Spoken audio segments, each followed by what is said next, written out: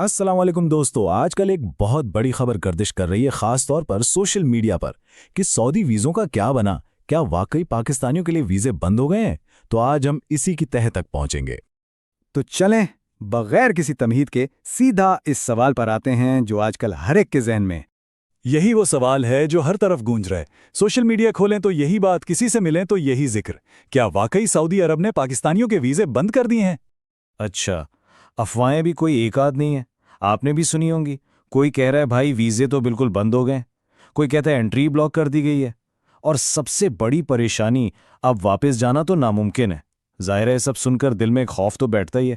تو آئیے دیکھتے ہیں ان باتوں میں سچ کتنا ہے۔ تو چلیے، اب وقت ہے کہ افواہوں کو ایک طرف رکھیں اور حقیقت کو سامنے لائیں۔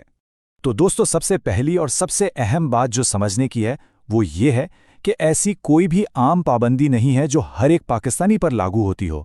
یہ جو سوچ ہے نا کہ سب کے لیے دروازے بند ہو گئے ہیں، یہ بالکل غلط فہمی ہے۔ اصل کہانی یہ ہے کہ پابندیاں لگتی ہیں لیکن سب پر نہیں۔ یہ صرف ان مخصوص انفرادی کیسز میں ہوتا ہے جہاں کسی کا کوئی قانونی مسئلہ ہو، جیسے کہ ایک بہت مشہور چیز ہے حروب۔ اگر کسی کا ریکارڈ بالکل صاف ہے تو اس کے لیے ویزا لینے میں یا سفر کرنے میں کوئی رکاوٹ نہیں ہے۔ تو یہ بات ذہن نشین کر لیں، یہ کوئی اجتماعی پابندی نہیں، ہر کیس کو اس کی اپنی نوعیت کے حساب سے دیکھا جاتا ہے۔ اچھا، تو اب سوال یہ اٹھتا ہے کہ یہ مخصوص کیسز ہیں کیا آخر؟ کون سی ایسی وجوہات ہیں جن کی بنا پر کسی کو پابندی کا سامنا کرنا پڑ سکتا ہے؟ چلیں اس کو ذرا تفصیل سے سمجھتے ہیں۔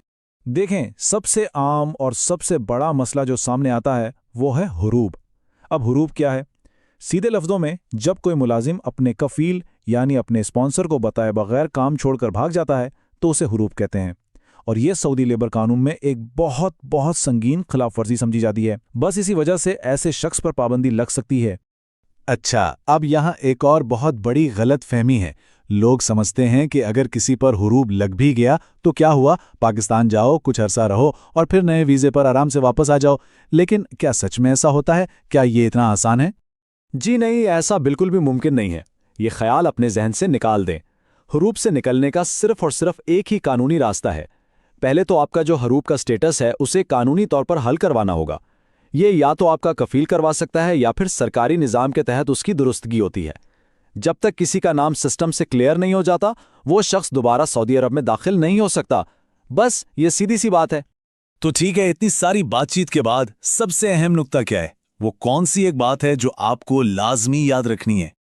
وہ بات یہ ہے کہ ویزا پابندیاں ہر پاکستانی کے لیے نہیں ہے، یہ صرف ان لوگوں پر لاگو ہوتی ہیں جن کا اپنا کوئی انفرادی قانونی مسئلہ ہو، جیسے ہم نے حروب کی بات کی یا کوئی اور ویزا کی خلاف ورزی کی ہو، بس۔ تو اب سوال یہ ہے کہ ہمیں کرنا کیا چاہیے؟ دیکھیں، 3 بہت آسان سے قدم ہیں۔ سب سے پہلے سنی سنائی باتوں پر، واٹس ایپ پر آنے والے میسیجز پر یقین کرنا چھوڑ دیں۔ معلومات ہمیشہ سرکاری ذرائع جیسے سفارت خانے کی ویب سائٹ سے لیں۔ دوسرا، افواہوں سے بچیں۔ اور تیسرا، اگر خدا نخواستہ کوئی مسئلہ ہے بھی تو اسے حل کرنے کے لیے شارٹ کٹ نہ ڈھونڈیں، صرف اور صرف قانونی راستہ ہی اپنائیں۔ امید ہے اس معلومات سے آپ کی پریشانی کچھ کم ہوئی ہوگی۔ اگر یہ ویڈیو آپ کو مفید لگی تو اسے لائک ضرور کریں، اور ہاں، اسے ان دوستوں اور رشتہ داروں کے ساتھ ضرور شیئر کریں جو ان افواہوں کی وجہ سے پریشان ہیں، تاکہ صحیح معلومات سب تک پہنچ سکے۔ اور آئندہ بھی ایسی ویڈیوز کے لیے ہمارے چینل کو سبسکرائب کرنا نہ بھولیں۔ تو دوستو، اپنا بہت خیال رکھیے گا اور ہمیشہ یہ بات یاد رکھیں، صحیح معلومات، قانونی طریقہ کار اور تھوڑی سی سمجھداری، یہی ہر پریشانی کا حل ہے۔ اللہ حافظ۔